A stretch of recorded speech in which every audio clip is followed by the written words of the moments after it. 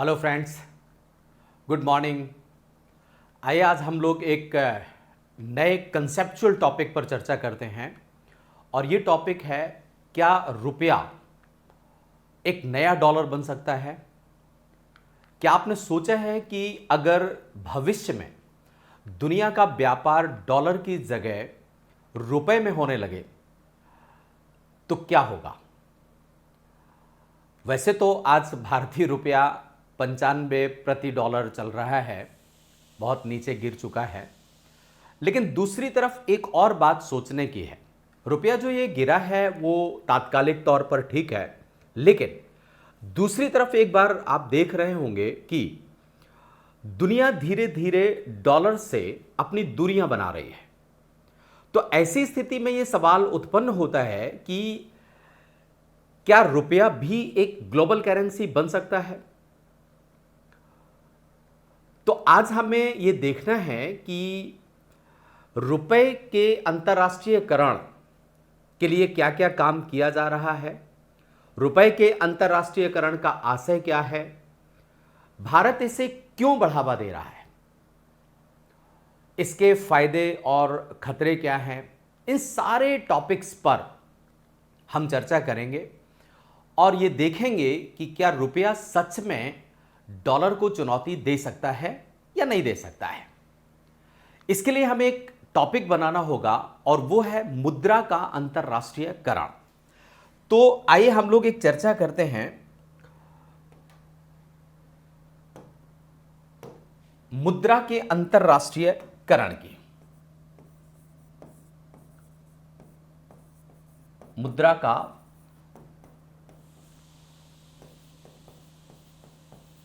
अंतर्राष्ट्रीयकरण,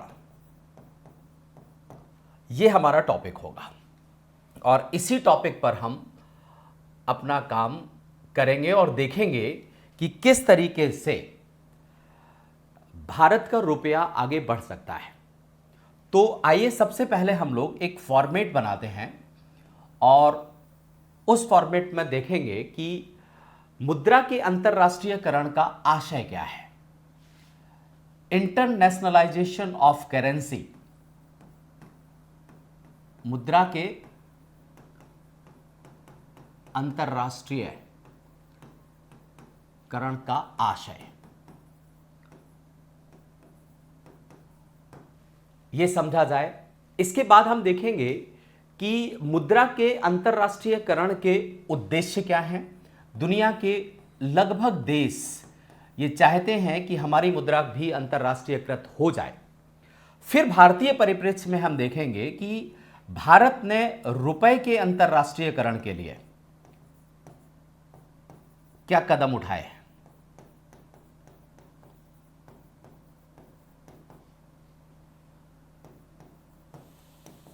के लिए उठाए गए कदम,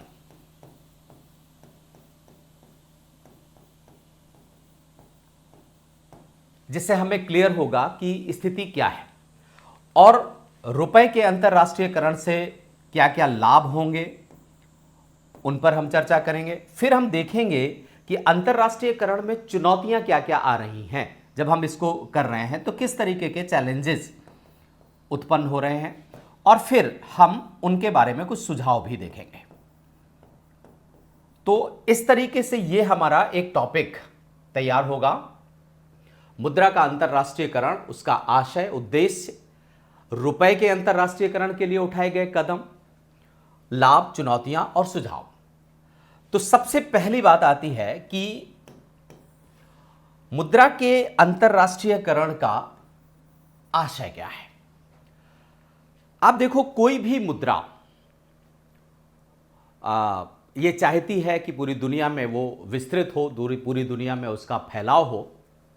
तो हम ये कह सकते हैं कि अंतर्राष्ट्रीयकरण का आशय ये हुआ, किसी भी देश की मुद्रा का अपने देश की या अपनी संप्रभु सीमाओं से बाहर जाकर के व्यापार करना, दुनिया के देशों में निवेश करना, भुगतान करना, विदेशी मुद्रा भंडार और अंतर्राष्ट्रीय लेन देन में उपयोग करना। तो एक शब्द में अगर कहा जाए कि जब मुद्रा संप्रभु सीमाओं से बाहर प्रचलन में आ जाती है, संप्रभु सीमाओं से बाहर,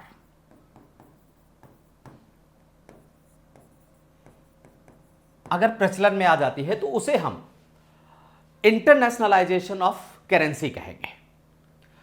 अब बात आती है कि इंटरनेशनलाइजेशन ऑफ करेंसी के उद्देश्य क्या होंगे, क्यों दुनिया के देश ऐसा चाहते हैं कि हमारी करेंसी इंटरनेशनलाइज्ड हो जाए। तो इसके पीछे बहुत सारे उद्देश्य देखने को मिलते हैं। जैसे प्रत्येक देश ये चाहता है कि उसके अंतरराष्ट्रीय व्यापार में वृद्धि हो, तो पहला उद्देश्य तो इसका यही हो जाता है कि वो अंतरराष्ट्रीय व्यापार में वृद्धि करना चाहता है।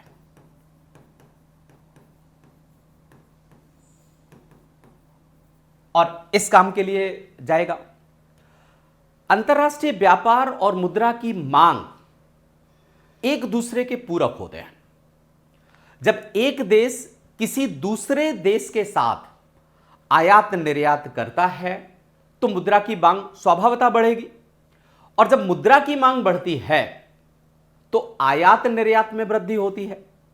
इसका मतलब अंतरराष्ट्रीय व्यापार और मुद्रा की मांग ये दोनों एक दूसरे के सप्लीमेंट्री हैं। और हर देश क्या चाहेगा कि उसका अंतरराष्ट्रीय व्यापार बढ़े। अगर उसका अंतरराष्ट्रीय व्यापार बढ़ता है तो स्वभावतः मुद्रा की मांग बढ़ेगी। दूसरा, हर देश का यह उद्देश्य होता है कि उसकी अर्थव्यवस्था स्थिर हो और मजबूत हो। अर्थव्यवस्था स्थिर हो और मजबूत हो। कोई भी नहीं चाहेगा कि हमारी अर्थव्यवस्था कमजोर हो जाए। हर देश यही चाहेंगे कि हमारी अर्थव्यवस्था मजबूत हो। आर्थिक रूप से शक्तिशाली देशों की मुद्रा पर लोगों और संस्थाओं का भरोसा इसीलिए उत्पन्न होता है क्योंकि उनकी अर्थव्यवस्था मजबूत होती है। तीसरे नंबर पर हर देश ये चाहता है कि उसके वित्तीय बाजारों का विस्तार हो। बाजारों का विस्तार। अब वित्तीय बाजार मतलब जैसे कि देश के बैंक हैं, शेयर बाजार हैं, वित्तीय सेवाएं हैं, वो सब मजबूत हों तो विदेशी निवेशक उसकी मुद्रा का उपयोग और अधिक करेंगे। तो हर देश ये चाहेगा कि उसके वित्तीय बाजार मजबूत हों। हर देश ये चाहेगा कि पूंजी का उसकी मुक्त प्रवाह हो। पूंजी का फ्री फ्लो।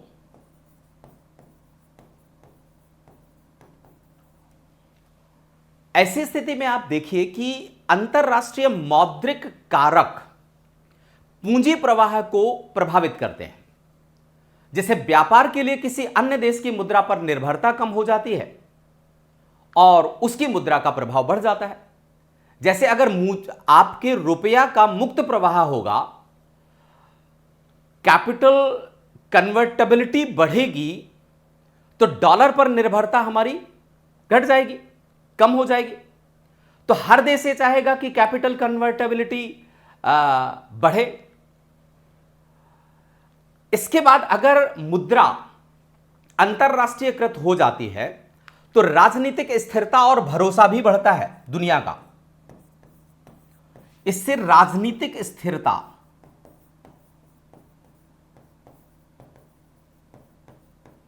और भरोसा, इसमें भी वृद्धि होती है। मुद्रा के अंतरराष्ट्रीयकरण से देश के अंदर राजनीतिक स्थिरता आती है। आप ये देख लीजिए, दुनिया के जिनकी मुद्रा सक्षम है वहां पर मध्यावधि चुनाव नहीं होते हैं। वहां मिलीजुली सरकारें बहुत कम देखने को मिलती हैं। अलायंस गवर्नमेंट नहीं आते, आया राम गया राम जैसी संकल्पनाएं वहां पर नहीं होती हैं। तो ऐसी स्थिति में स्टेबिलिटी आती है और विश्व के अनेक राष्ट्रों का विश्वास बढ़ता है। मतलब यह हुआ कि स्थिर सरकार और स्पष्ट नीतियां अगर हैं तो राष्ट्रीय गरिमा और विश्वास भी बढ़ेगा। तो एक बेनिफिट यहां पर, एक उद्देश्य प्रत्येक देश का होता है अगर वो अंतरराष्ट्रीयकरण करना चाहता है अपनी मुद्रा का, कि राजनीतिक स्थिरता और भरोसा बढ़े। और सबसे महत्वपूर्ण बात होती है कि विदेशी मुद्रा भंडार में उपयोग बढ़ाना। विदेशी मुद्रा भंडार में उपयोग,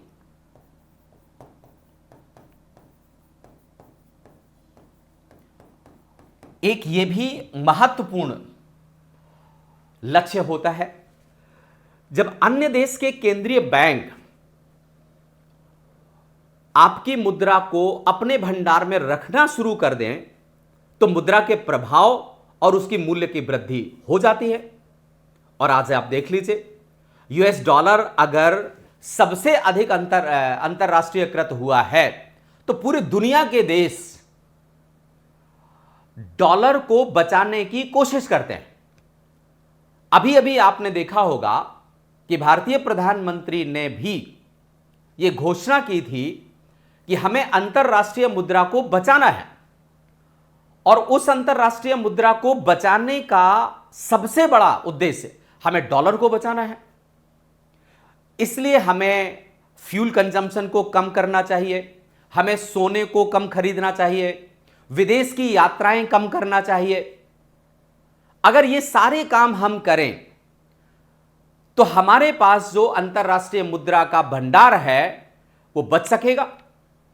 अब आप देखिए, मुद्रा अमेरिका की है और बचा कौन रहा है? हम बचा रहे हैं, या दुनिया के बहुत सारे देश बचा रहे हैं। ठीक वैसे यूरो, आजकल चाइना का युआन, उसका अंतरराष्ट्रीयकरण भी हाल के वर्षों में बढ़ा है। तो आप दुनिया के देश, अगर आपकी मुद्रा प्रभावी हो जाती है तो उसको स्टोर करना चाहेंगे, उसको बचाए रखना चाहेंगे ताकि वो उनके समय पर काम आ सके, भुगतान संतुलन को ठीक कर सके। तो अगर इतने सारे महत्वपूर्ण उद्देश्य हैं तो भारत भी चाहेगा, भारत भी इंडियन रूपी के अंतरराष्ट्रीयकरण को बढ़ाने का प्रयास करेगा ताकि अंतरराष्ट्रीय व्यापार में हमारा भी एक अहम हिस्सा हो और हम भी डॉलर पर निर्भर ना रह सकें। तो हर देश जब किसी मुद्रा का अंतरराष्ट्रीयकरण करता है तो यह महत्वपूर्ण कुछ उद्देश्यों को ध्यान में रख करके वो ये काम करता है। अब आइए हम देखते हैं कि हमने अगर अंतरराष्ट्रीयकरण मुद्रा का किया, हमने उद्देश्य समझे कि अंतरराष्ट्रीयकरण के कौन कौन से उद्देश्य होते हैं। तो अब बात आती है रुपए के अंतरराष्ट्रीयकरण के लिए भारत ने क्या कुछ कदम उठाए हैं। भारत के द्वारा कौन कौन से कदम रुपए के अंतरराष्ट्रीयकरण के लिए उठाए गए हैं। रुपए के अंतरराष्ट्रीयकरण के लिए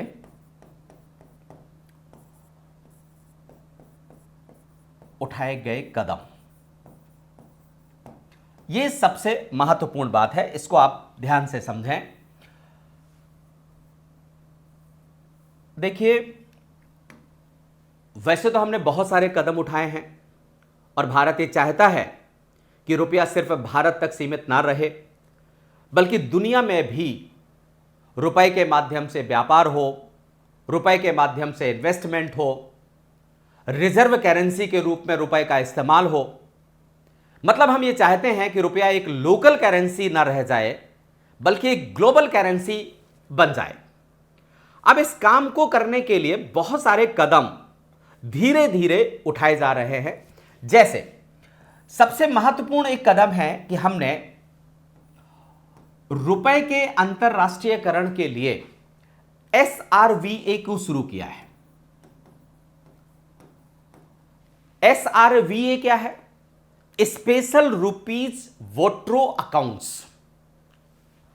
स्पेशल रुपीज वोट्रो अकाउंट, विशेष रुपया वोट्रो खाता। ये अब ये होता क्या है साहब, जो आजकल भारत बहुत सारा कर रहा है, यहां तक कि वर्ष 2025 तक दुनिया के 30 देशों के साथ लगभग 156 से अधिक वोट्रो अकाउंट्स खोले जा चुके हैं। तो ये होता क्या है वोट्रो अकाउंट्स? आप देखो कि अनेक विदेशी बैंक भारत में रुपया खाता खोलते हैं, रुपीज अकाउंट, ताकि वो देश और भारत इनके बीच में व्यापार सीधे रुपए में हो सके, और उन्हीं खातों को कहा जाता है वॉस्ट्रो अकाउंट। मतलब एक तरीके से आप कह सकते हैं कि वॉस्ट्रो अकाउंट एक ऐसा बैंक खाता होता है जिसमें एक विदेशी बैंक किसी भारतीय बैंक के साथ, एक मान लीजिए विदेशी बैंक है और वो विदेशी बैंक किसी भारतीय बैंक के साथ, वो भारतीय बैंक में अपना एक खाता, अकाउंट खोलता है और भारतीय रुपए में वो खोलेगा अकाउंट, खाता भी खोलेगा, और इसकी महत्वपूर्ण बात है कि वो खाता रुपए में खोला जाएगा। इससे फायदा क्या होगा? दोनों देशों के बीच व्यापार स्थानीय मुद्रा में होने लगेगा और डॉलर पर डिपेंडेंसी कम हो जाएगी। ऐसे समझो आप, जैसे रूस है या यूनाइटेड अरब अमीरात है, इनका कोई बैंक भारत में एसबीआई के साथ में, पीएनबी के साथ में कोई अकाउंट खोलता है, तो भारत के लिए एक वॉस्ट्रो अकाउंट हो गया। अब बात आती है कि ये जो वॉस्ट्रो अकाउंट या एसआरवीए अकाउंट है, इनकी संख्या को बढ़ाने के लिए भारत ने किया क्या है? तो भारतीय रिजर्व बैंक ने, मतलब reserve bank of India RBI ने, रुपए के अंतर्राष्ट्रीयकरण को और अधिक प्रोत्साहित करने के लिए यह अकाउंट खोलने के प्रावधानों को उदार बनाया है।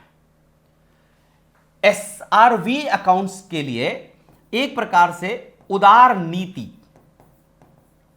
का अनुसरण किया है, ताकि लोग ज्यादा से ज्यादा यहां पर अकाउंट खोलें, जिसके अंतर्गत बैंकों को अब एसआरवीए खोलने के लिए पूर्व स्वीकृति की कोई आवश्यकता नहीं रहेगी, जिससे रुपया आधारित व्यापार करने को गति मिलेगी। और इसी का परिणाम यह हुआ कि वर्ष 2025 तक के आंकड़े अगर देखे जाएं तो 30 देशों के साथ 156 से अधिक वोस्ट्रो अकाउंट खोले जा चुके हैं। तो एक कदम तो हमने यह उठाया। अब बात आती है कि दूसरा कदम हमने क्या उठाया है। अगर हम दूसरी बात करें तो लोकल करेंसी ट्रेड को भारत बढ़ावा दे रहा है। लोकल करेंसी ट्रेड या व्यापार, इसको भी हमने बढ़ावा देने का प्रयास किया। अब ये लोकल करेंसी ट्रेड या लोकल करेंसी भुगतान, इसके साथ आप भुगतान भी साथ में शामिल कर लें, यह भारत कर रहा है। इससे हमें क्या क्या फायदे होंगे? लोकल करेंसी ट्रेड मतलब स्थानीय मुद्रा व्यापार, इसका अर्थ होता है कि दो देश आपस में व्यापार करते समय डॉलर जैसी तीसरी मुद्रा का उपयोग ना करके अपनी अपनी मुद्राओं का प्रयोग करें। उदाहरण के लिए मान लीजिए कि भारत और रूस व्यापार कर रहे हैं। भारत रूस से तेल खरीदता है, तो सामान्य नियम यह हुआ कि भुगतान डॉलर में होगा। अब अगर लोकल करेंसी व्यापार या भुगतान है, तो अगर भारत और रूस ये दोनों व्यापार कर रहे हैं। रूस से भारत तेल खरीद रहा है। अब अगर रूस से भारत तेल खरीदेगा तो भारत भुगतान भी करेगा, और यह भुगतान सामान्य तौर पर डॉलर में होगा। अगर आपने डॉलर में भुगतान किया तो जो भुगतान आपको करना है उसका 1 से 3% तक अतिरिक्त शुल्क आपको देना पड़ेगा। अगर डॉलर में भुगतान करना है तो 1 to 3% आपको अतिरिक्त शुल्क देना पड़ेगा, और यह सब डॉलर के पास जाएगा।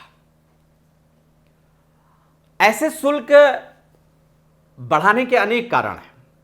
जैसे आप देखो, ये जो आपको अतिरिक्त शुल्क देना पड़ रहा है, ये अतिरिक्त शुल्क के कई कारण होते हैं।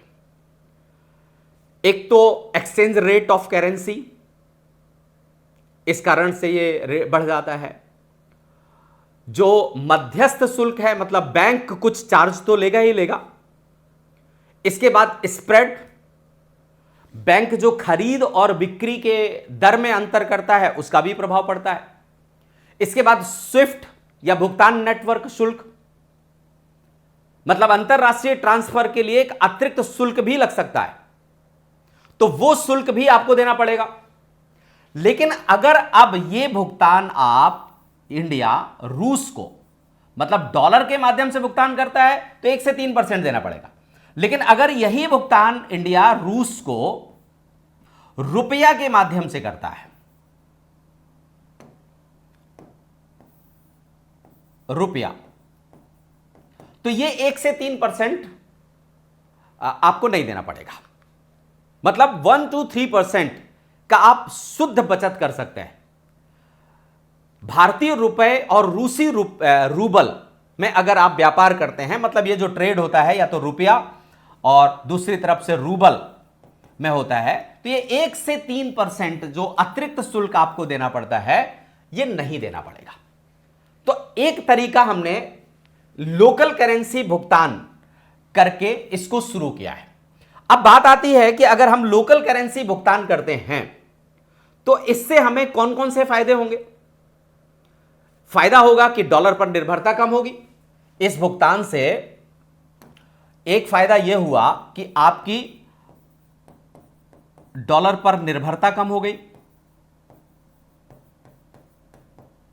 ये घट गई। दूसरी बात, विदेशी मुद्रा भंडार की बचत हो गई, आपको ज्यादा जरूरत नहीं पड़ेगी। विदेशी मुद्रा भंडार की बचत, क्योंकि अब आप अपने ही रुपए में व्यापार कर रहे हैं या रूबल में व्यापार कर रहे हैं। तीसरा, जो आप एक्सचेंज रेट दे रहे हैं अतिरिक्त, वो आपको नहीं देना पड़ेगा, मतलब विनिमय दर में गिरावट आ जाएगी, विनिमय दर में कमी हो जाएगी। और एक जो महत्वपूर्ण होगा, इससे व्यापार तेज होगा और सस्ता होगा, तो व्यापार में तीव्रता आएगी।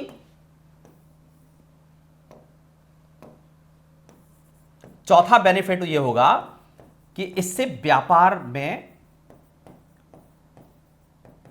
तीव्रता आएगी, क्योंकि डिपेंडेंसी नहीं है, और व्यापार में सस्ता भी होगा। तो ये सारे बेनिफिट आपको प्राप्त होंगे अगर आप लोकल करेंसी में अपना व्यापार करते हैं।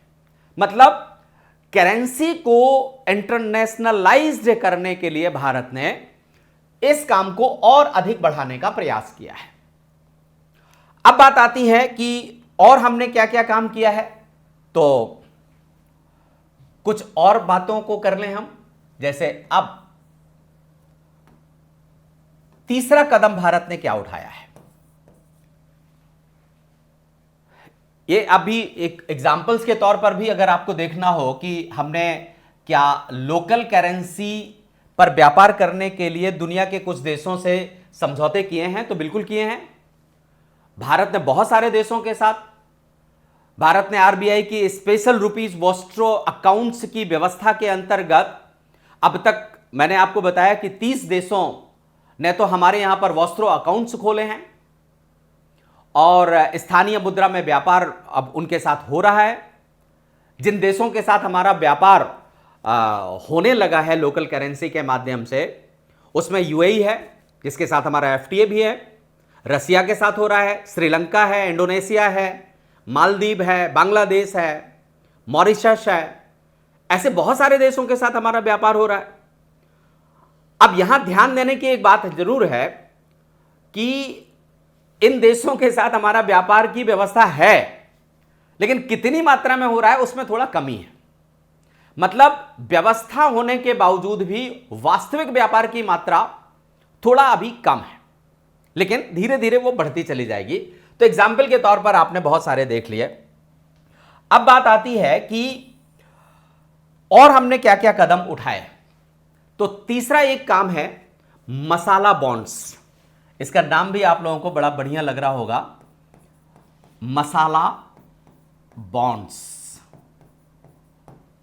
ये मसाला बॉन्ड्स भी हमने जारी कर रहे हैं। मसाला बॉन्ड्स मतलब एक तरीके का ऋण पत्र होता है जिन्हें भारत की बहुत सारी संस्थाएं विदेशों में जारी करती हैं, लेकिन उनकी जो कीमत तय की जाती है वो भारतीय रुपए में तय की जाती है। विदेशों में वो बॉन्ड जारी करती हैं और भारतीय रुपए में उनकी कीमत तय की जाती है। अगर आप साधारण भाषा में समझें तो आप कह सकते हैं कि विदेशी निवेशक भारत को पैसा उधार देते हैं और यह निवेश रुपए में जुड़ जाता है, रुपए के साथ जुड़ा होता है। उदाहरण के तौर पर मान लीजिए कि किसी भारतीय कंपनी ने, कोई भी भारतीय कंपनी है, एक भारतीय कंपनी, और यह भारतीय कंपनी ने 1000 करोड़ रुपए का मसाला बॉन्ड जारी किया, 1000 करोड़ रुपए का एक मसाला बॉन्ड जारी किया। विदेशी निवेशक ने इसको खरीदा, विदेशी निवेशक द्वारा इसे खरीदा गया।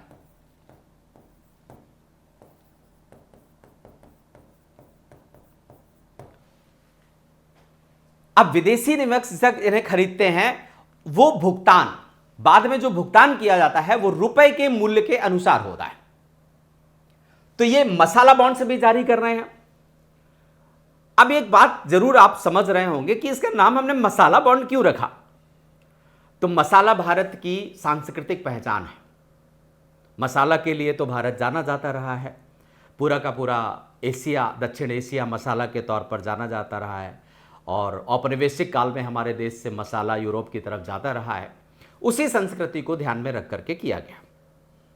ये जो मसाला बॉन्ड्स जारी किए जाते हैं तो ये विदेशों में जारी किए जाते हैं। मूल्यांकन हमेशा भारतीय रुपए में होता है। विदेशी मुद्रा विनिमय जोखिम निवेशक पर अधिक पड़ता है। भारत में विदेशी निवेश लाने में इससे मदद मिलती है। तो इससे कई तरीके के लाभ हैं। इससे भी आपकी डॉलर पर निर्भरता कम होगी, रुपए के अंतर्राष्ट्रीयकरण को बढ़ावा मिलेगा, भारतीय कंपनियों को विदेशों में पूंजी मिलती है विदेशों से। जैसे आप देख सकते हैं कि अगर हम उदाहरण के तौर पर समझें तो भारत की कई संस्थाएं ये मसाला बॉन्ड जारी करती हैं, जैसे कि एनएचएआई है, हाउसिंग डेवलपमेंट फाइनेंस कॉरपोरेशन है, ये सब इस प्रकार के बॉन्ड्स जारी करते हैं। तो इससे भी भारत के मुद्रा का अंतर्राष्ट्रीयकरण बढ़ेगा। अब तीसरी बात आती है कि और हमने क्या क्या कदम उठाए हैं। तो एक कदम है हमारा डिजिटल पेमेंट सिस्टम, जो आप खूब जानते होंगे और करते भी हैं, क्योंकि डिजिटल पेमेंट सिस्टम व्यवस्था, जिसको आप यूपीआई पेमेंट कहते हैं, यह भी हमने शुरू किया है। यूपीआई मतलब यूनिफाइड पेमेंट इंटरफेस, एकीकृत भुगतान इंटरफेस। तो यूपीआई भारत की एक डिजिटल भुगतान प्रणाली है। इसके माध्यम से हम तुरंत पेमेंट कर देते हैं मोबाइल से, रियल टाइम बैंक से बैंक पैसे का लेन देन हो जाता है। इसमें नया नया विस्तार होता चला जा रहा है।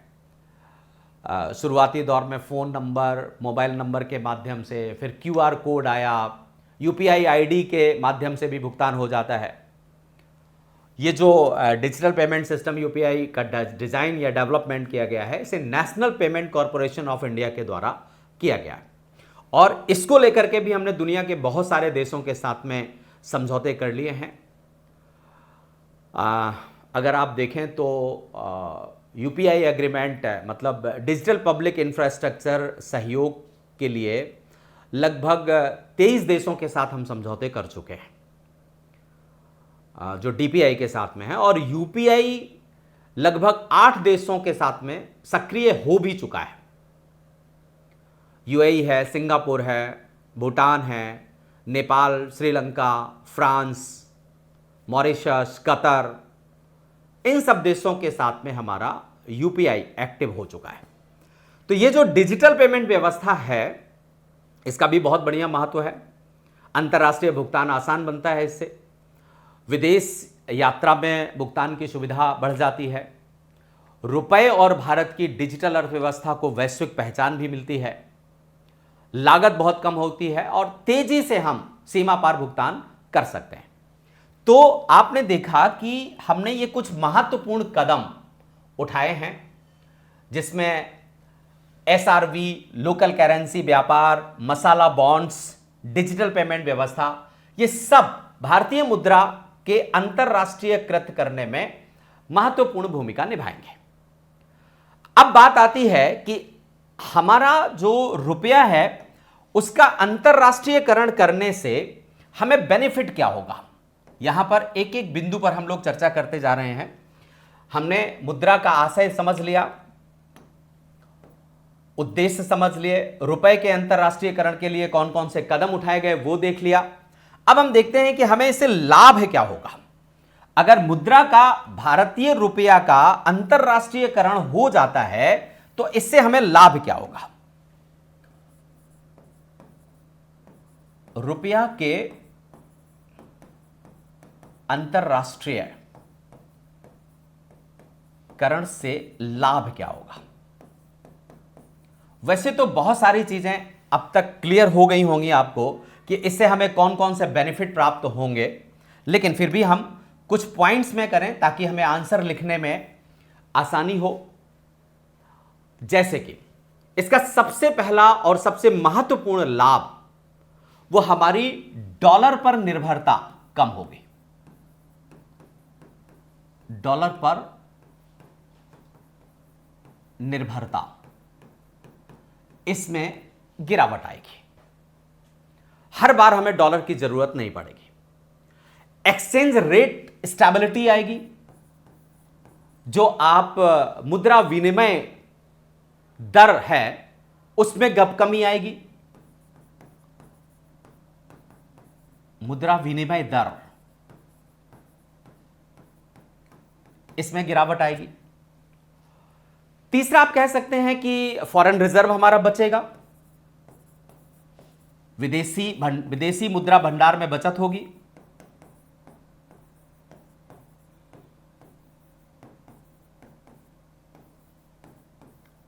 हमें ज्यादा खर्च नहीं करना पड़ेगा। और भी हम जियोपॉलिटिकल पावर, अगर आपके पास इंटरनेशनल करेंसी ज्यादा होगी तो भू राजनीतिक प्रभाव स्वभावतः बढ़ जाता है। भू राजनीतिक प्रभाव बढ़ेगा, इसमें वृद्धि होगी। सैंक्शन से सुरक्षा मिलेगी। अमेरिका को जैसा आप देखते हैं कि ये कर देंगे वो कर देंगे, क्योंकि वो ऐसा इसलिए कर पाता है क्योंकि स्विफ्ट और डॉलर प्रतिबंध अगर हो जाता है तो समस्या उत्पन्न होती है। हम लोग भी कई बार प्रतिबंधों का सामना कर चुके हैं। तो 1998 आपको याद होगा, परमाणु परीक्षण के दौरान आर्थिक प्रतिबंध हमारे ऊपर लगाए गए थे। और अभी कुछ दिनों से आपने टैरिफ को लेकर के देखा। तो ये जो सैंक्शन है उनसे हमें सुरक्षा प्राप्त हो जाएगी। सैंक्शन से सुरक्षा, यह भी एक महत्वपूर्ण स्थिति है। और भी बेनिफिट देख सकते हैं, जैसे हमारा एक्सपोर्ट और ज्यादा बढ़ेगा, निर्यात में वृद्धि होगी, क्योंकि अब डिपेंडेंसी नहीं रहेगी। और ऐसे देशों के साथ भी हमारा व्यापार बढ़ेगा जो देश अमेरिका से दूरी बनाए हुए हैं, उनके साथ और ज्यादा ट्रेड हमारा बढ़ेगा। तो ये बेनिफिट हमारे होंगे अगर हमारे रुपए का अंतरराष्ट्रीयकरण हो जाता है और तेजी से बढ़ जाता है। अब आइए हम चर्चा करते हैं कि ये तो ठीक है कि लाभ हमें प्राप्त होंगे, लेकिन क्या रुपए का अंतरराष्ट्रीयकरण करना इतना आसान है या इसमें बहुत सारी चुनौतियां हैं? तो मैं सीधी भाषा में कहूंगा कि नहीं, रुपए का अंतरराष्ट्रीयकरण करना बहुत आसान नहीं है, उसमें बहुत सारी चुनौतियां हैं। तो आइए पहले चर्चा करते हैं हम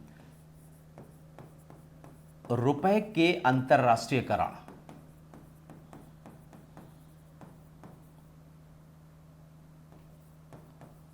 में चुनौतियां।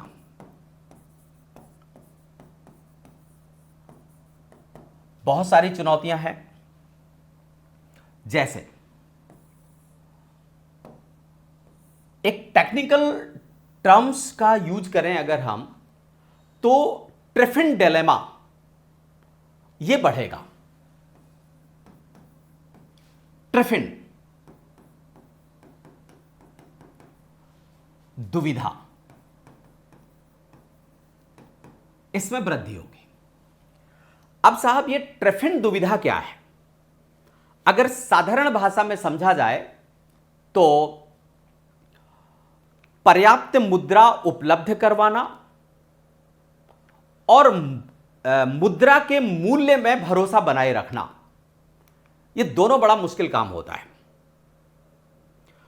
ट्रिफिन ये एक अंतरराष्ट्रीय अर्थशास्त्री हैं, रहे हैं, बेल्जियम अमेरिका के रहने वाले, और उनका नाम रॉबर्ट ट्रिफिन था। उन्होंने इसका आशय या ये समझाया। मतलब ट्रिफिन डिलेमा का मतलब होता है कि जब किसी देश की मुद्रा पूरी दुनिया के बाजार में फैल जाती है, पूरी दुनिया की एक अंतरराष्ट्रीय मुद्रा बन जाती है, मतलब आप कह सकते हैं कि एक ग्लोबल रिजर्व करेंसी बन गई, जैसे कि आज डॉलर है। ऐसी स्थिति में उस देश के सामने दो विरोधी लक्ष्य सामने आ जाते हैं। मतलब अगर कोई मुद्रा ऐसी बन जाए जिसका अंतरराष्ट्रीयकरण हो जाए, अंतरराष्ट्रीय कृत मुद्रा, अगर यह मुद्रा संपूर्ण विश्व में एक तरीके से ग्लोबल करेंसी बन गई है, ग्लोबल मुद्रा बन गई। आप डॉलर को ध्यान में रख करके इसको समझ सकते हैं, क्योंकि डॉलर अभी आज की सबसे बड़ी मुद्रा है।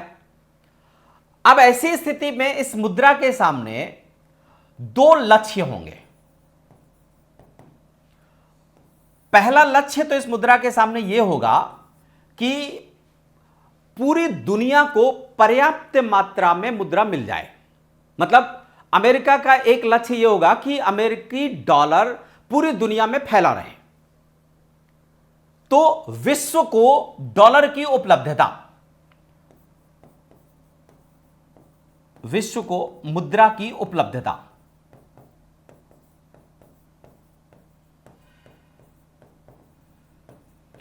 यह इसको बढ़ाना है, इसका पहला लक्ष्य होगा। लेकिन अगर यह मुद्रा की उपलब्धता को बढ़ाता है, मुद्रा का मूल्य और भरोसा बनाए रखना भी जरूरी होगा, तो इसका दूसरा लक्ष्य होगा अपनी मुद्रा का मूल्य एवं भरोसा बनाए रखना।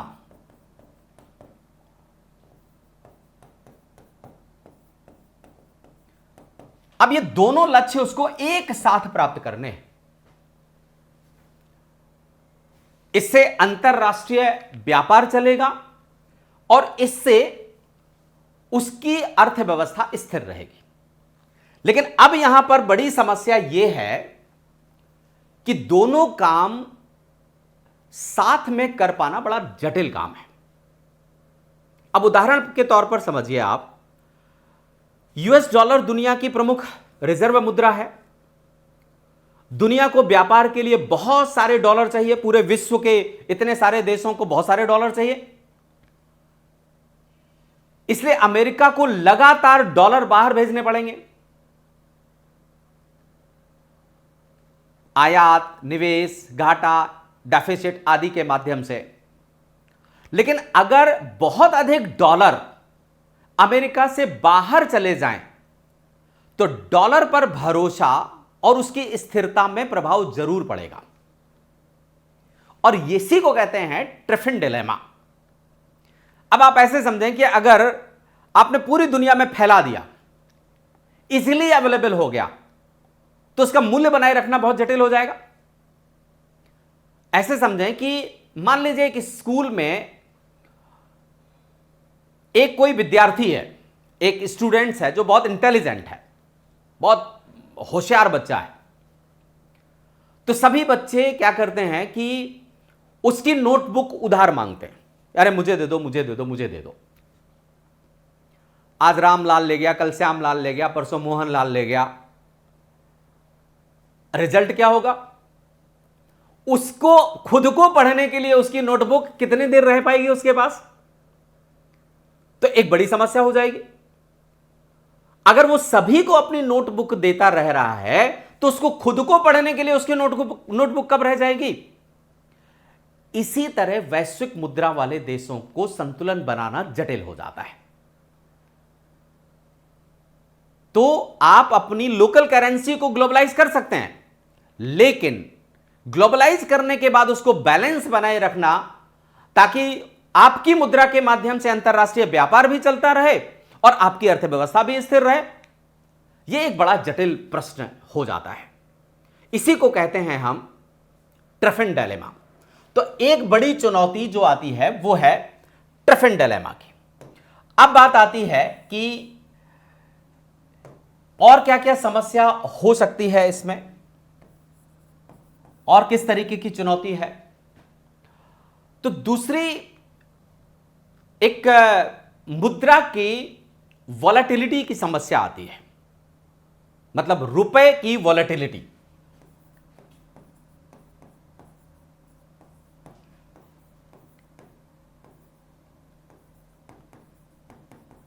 ये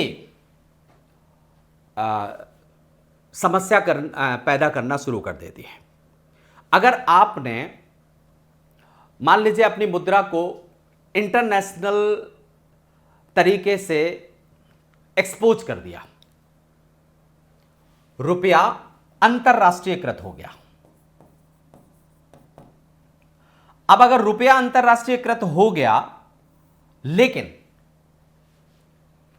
आपकी अर्थव्यवस्था स्ट्रांग नहीं है, आपका डीप फाइनेंशियल मार्केट नहीं है,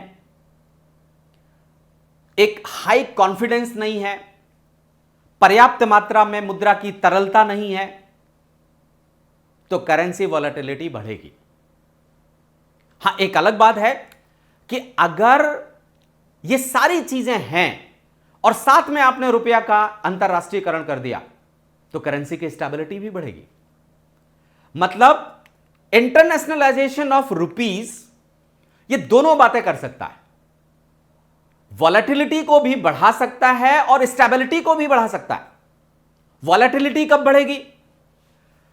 वॉलेटिलिटी तब बढ़ेगी जब आपकी इकोनॉमी स्ट्रांग नहीं है, डीप फाइनेंशियल मार्केट नहीं है, हाई कॉन्फिडेंस नहीं है, आपके पास पर्याप्त मात्रा में लिक्विडिटी नहीं है।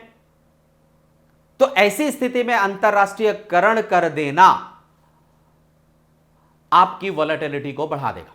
लेकिन अगर ये सारी बातें हैं तो आपकी मुद्रा में स्टेबिलिटी भी आएगी। तो ये एक सामंजस्य बनाए रखना कि आपकी अर्थव्यवस्था भी स्थिर रहे और आपकी मुद्रा का अंतरराष्ट्रीयकरण भी रहे, तभी यह बात संभव हो सकती है।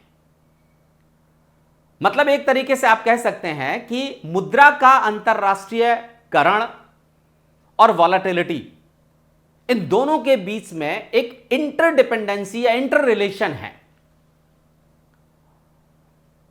तो इसको भी समझ करके हमें चलना पड़ेगा। तीसरा जो प्रॉब्लम आती है, तो वो तीसरा चैलेंज है हमारा कैपिटल अकाउंट कन्वर्टेबिलिटी का, मतलब सीएसी की प्रॉब्लम,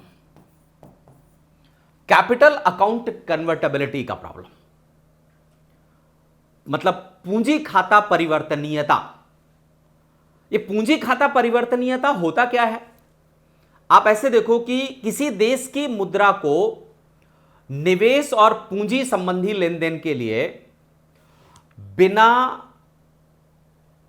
सरकारी प्रतिबंधों के या लेस गवर्नमेंट रिस्ट्रिक्शंस के विदेशी मुद्रा में बदलने की अनुमति, इसको कहा जाता है कैपिटल अकाउंटेबिलिटी कन्वर्टेबिलिटी।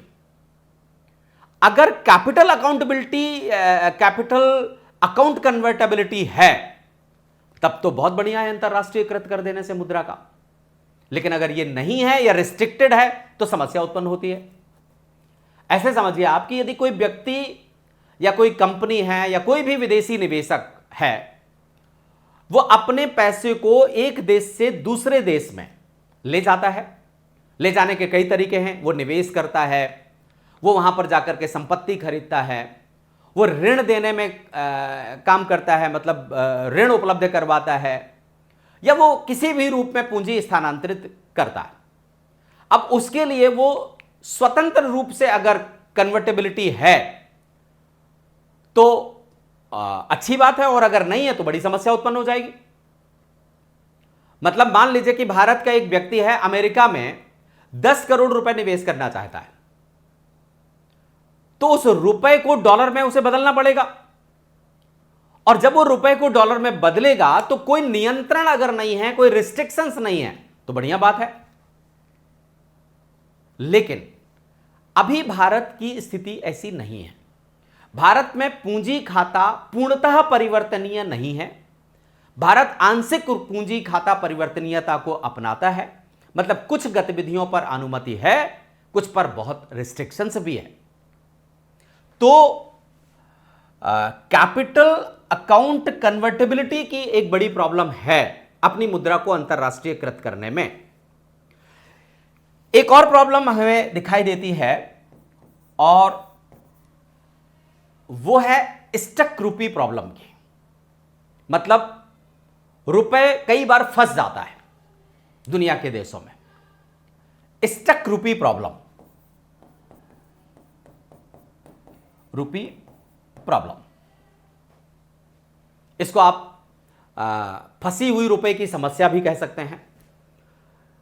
इसका मतलब है कि जब भारत किसी दूसरे देश के साथ लोकल करेंसी ट्रेड करता है और उस देश के पास भारतीय रुपए जमा हो जाते हैं, लेकिन वो देश उन रुपयों का उपयोग आसानी से नहीं कर पाता है, तो ऐसी स्थिति को कहा जाता है स्टक रूपी प्रॉब्लम।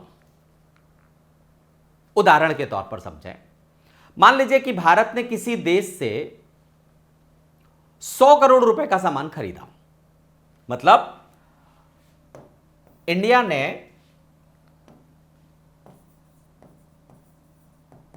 ने किसी भी देश से इंपोर्ट किया,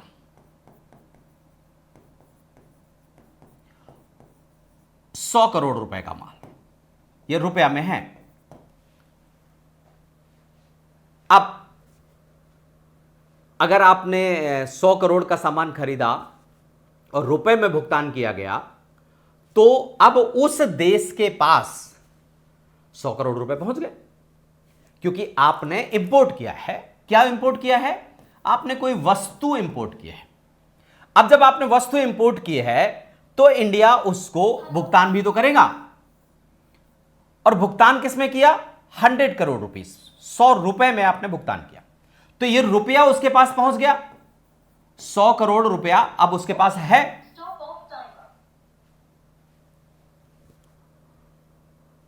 अब समस्या क्या है? वो देश भारत से मान लीजिए उतना आयात नहीं करता, रुपए को विश्व स्तर पर हर जगह खर्च भी नहीं किया जा सकता, रुपए को आसानी से दूसरी मुद्रा में बदलना भी हर बार लाभकारी नहीं होता, तो अब उसके पास तो वो 100 करोड़ रुपए फंस गया। ये बड़ी समस्या। अब वो कैसे वो पैसा पहुंचाए भारत को? अगर वो भारत से कुछ वस्तुएं या सेवाएं नहीं खरीदता है तो भारत ही मान लीजिए उससे, जैसे रूस है, भारत उससे पेट्रोलियम खरीद रहा है और रूस भारत से अगर कोई सेवाएं और वस्तुएं नहीं खरीद रहा है तो उसके पास तो पैसा इकट्ठा होता चला जाएगा। इसी प्रॉब्लम को कहा जाता है स्टक रूपी प्रॉब्लम। अब इसका समाधान के भी तरीके हैं। रुपए का वैश्विक उपयोग अगर बढ़ जाए तो अंतरराष्ट्रीयकरण कर देना एक समाधान भी है। रुपए को निवेश, व्यापार, बॉन्ड आदि के माध्यम से उपयोग किया जाए तो ये स्टक रूपी प्रॉब्लम को कम किया जा सकता है। लेकिन इससे दूसरी समस्याएं भी उत्पन्न हो सकती हैं। भारत को पूंजी प्रवाह और विनिमय दर प्रबंधन की नई तरीके की समस्याएं उत्पन्न हो सकती हैं। तो ये एक समस्या अभी के मामले में है। अगर हम एक और प्रॉब्लम के बारे में चर्चा करें तो ट्रस्ट इशू भी है। यह भी अभी एक बड़ी समस्या है, ट्रस्ट इशू। अनेकों बार रुपए की विश्वसनीयता में बाधाएं उत्पन्न होती हैं। कई बार वैश्विक व्यापार में उपयोग को लेकर के, मुद्रा की कन्वर्टिबिलिटी को लेकर के, वित्तीय बाजारों में भी समस्याएं उत्पन्न होती हैं। कई बार सरकार की नीतियों के कारण से ट्रस्ट इशू बन जाता है, जैसे कि नोटबंदी। नोटबंदी खराब हो ऐसा मैं नहीं कह रहा हूं, लेकिन नोटबंदी की रणनीतियां अगर ठीक ना हो तो कई बार ट्रस्ट इशू पैदा होता है। वर्ष डिमोनेटाइजेशन जब हुआ तो दुनिया के देशों के साथ जहां जहां हमारी मुद्राएं चलती थी वहां मुद्रा फंस गई और उसको हमने वापस लेने में देर विलंब कर दिया, जिससे उनके अंदर समस्या उत्पन्न हो गई। और नेपाल इसका एक बहुत बड़ा उदाहरण है और उसका हमें खामियाजा भी भुगतना पड़ा। नेपाल में युआन का अगर प्रवेश हुआ है तो वो डिमोनेटाइजेशन के कारण से, हमारी गलत नीतियों की समस्या के कारण से हुआ। इसके बाद एक और है कि अभी हमारा जो रुपया है उसकी प्रतिष्ठा उतनी नहीं है जितनी कि दुनिया की अन्य बड़ी मुद्राओं की प्रतिष्ठा बढ़ चुकी है। और भारत के रुपए की प्रतिष्ठा बढ़ाने में या उसके एक्सेप्टेंस को मजबूत करने में बहुत सारी बाधाएं उत्पन्न होती हैं। तो रुपए की प्रतिष्ठा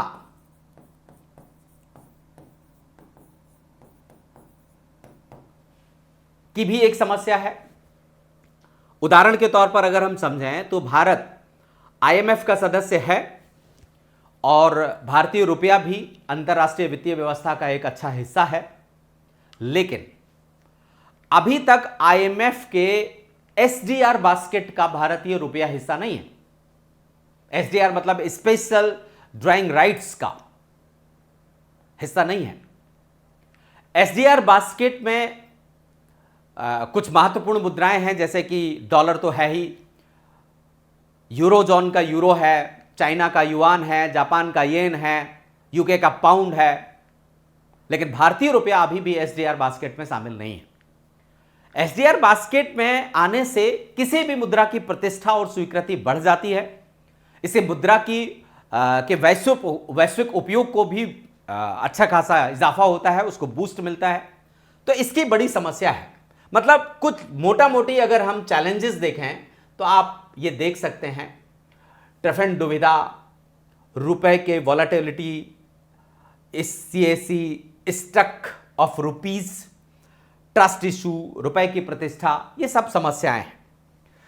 अब बात आती है आखिरी टॉपिक की, और वो आखिरी है कि ऐसी स्थिति में हमें क्या करना चाहिए, कौन कौन से सुझाव। क्योंकि जब भी कोई आप आंसर लिखेंगे तो वहां पर आपको सुझाव भी देने पड़ेंगे। सुझाव तो कुछ महत्वपूर्ण सुझाव देना चाहिए, भारत को कुछ काम करने चाहिए। जैसे भारत को धीरे धीरे कैपिटल अकाउंट्स और ज़्यादा खोलने की आवश्यकता है। बॉन्ड मार्केट्स, जो मसाला बॉन्ड्स जैसे और भी बॉन्ड्स हमें मजबूत करना चाहिए। डिजिटल रुपीस को बढ़ाने की जरूरत है और दुनिया के जो क्षेत्रीय संगठन हैं उनमें अपने हितों को देखते हुए वार्ता और सहयोग को बढ़ाने की आवश्यकता है। जैसे ब्रिक्स और पड़ोसी देशों के साथ भी हम सहयोग बढ़ा सकते हैं। हमें इन्फ्लेशन रेट को भी स्टेबल करना होगा और इसके लिए हमें महत्वपूर्ण पॉलिसीज बनानी होंगी। तो इस तरीके से हम कुछ उपाय अपने कर सकते हैं। तो ये पूरा का पूरा टॉपिक हमने इस रूप में देखा। मतलब आप ये कह सकते हैं कि रुपया अब तेजी भरने की फिराक में है। रुपया अब सिर्फ एक घरेलू मुद्रा नहीं रहा। भारतीय नीतियां भारत की मुद्रा को एक ग्लोबल स्ट्रेटजी का हिस्सा बनाना चाहती हैं, इसमें कोई दो राय नहीं है। लेकिन इसका मतलब यह भी नहीं है कि तुरंत हम डॉलर को चुनौती दे दें। अभी हमें समय लगेगा, आने वाले 10-20 साल ये तय करेंगे कि क्या रुपया सच में एक ग्लोबल करेंसी बन पाएगा या नहीं बन पाएगा। तो ये ध्यान रखिए। और आप ये जो टॉपिक्स हमने चर्चा किए हैं इनको देखते हुए आप मुझे कमेंट के माध्यम से ये बता सकते हैं कि क्या रुपया डॉलर को रिप्लेस कर सकता है। साथ में आप इस पूरे स्थिति को देखते हुए मुख्य परीक्षा का एक प्रश्न भी लिखने का प्रयास कीजिए। अंतरराष्ट्रीयकरण, मुद्रा के अंतरराष्ट्रीयकरण या रुपया के अंतरराष्ट्रीयकरण को लेकर के, या किस तरीके से हमें अंतरराष्ट्रीय मुद्रा को बचाने का प्रयास करना चाहिए। तो इस तरीके से आप एक अच्छी स्थिति को पैदा कर सकते हैं। Thank you very much.